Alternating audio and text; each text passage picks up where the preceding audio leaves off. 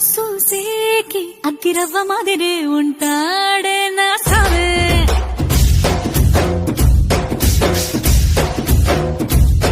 మెత్తాని పత్తి పువ్వుల మరే సంటాడే నా సావే.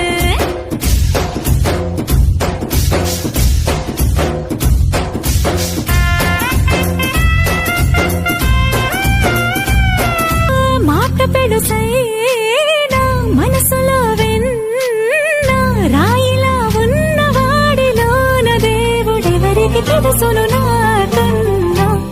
సూసేకి అగ్గిరవ్వ మాదిరే ఉంటా